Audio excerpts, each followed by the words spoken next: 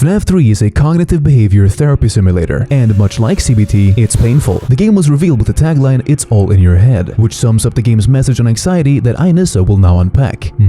Welcome home. FNAF 3 starts like the previous FNAF games. You're a night guard guarding at night. But something's different. In FNAF 1, you had doors. In FNAF 2, you had a mask. But if somebody walks into your office in FNAF 3, that's an instant game over. To make up for this brutal kneecapping of the player, there's only one animatronic. Springtrap, known serial killer and femboy enthusiast, who you can lure away from your office by playing sound cues elsewhere around the museum and by projecting images of Astolfo on the walls. So far, FNAF 3 sounds simple, until I tell you the interesting part. Much like a schizophrenic who grew up visiting Chuck E. Cheese pizza restaurants, you hallucinate animatronics. And if you stare at these hallucinations for too long, they jump scare you and your computer system freezes, which buys time for Springtrap to approach you. Fear. Fear gave you a false positive and sabotaged you. To beat FNAF 3, you must learn to filter. Balloon boy in the camera? That's a hallucination. Look away. Freddy stalking the corridor? That's another hallucination. Or possibly Bob the janitor. Let them pass either way and ignore any questions about spare change. Hallucinations and minimum wage workers are scary distractions, but when you learn to handle them, you can stay focused on your mission. Stop Springtrap. And if you are a master detective, you've probably already deduced what I'm about to say to you. FNAF 3 is really about dealing with fear. Focusing on your fear, the hallucinations, means staying inside your fear, which makes you keep feeling it. If you want to beat the game, you'll have to learn how to give yourself permission to let your fears pass.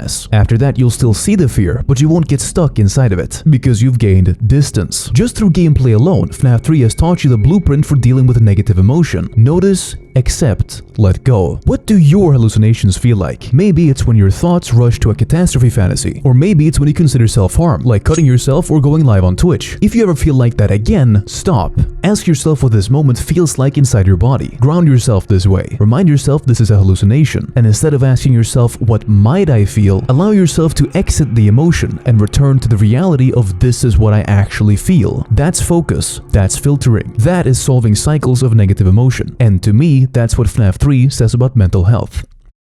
Okay, so now that the video is over, it's a Nisse Dream recap. So I was in a health food kind of store and I find purple Itala kiwi candle holders. So I turned my head and there's like a Yogamommy with a black bun in the store with me. I can't make out her eyes under her fringe, but I lean in and give her a little smooch. And then I wake up equally disappointed and steal hard. Did you enjoy the video? If you didn't, please comment and let me know why. But if you did, subscribe and ring the bell for more. And please like to help the video in the algorithm. And then click here for the next part. And thanks for watching.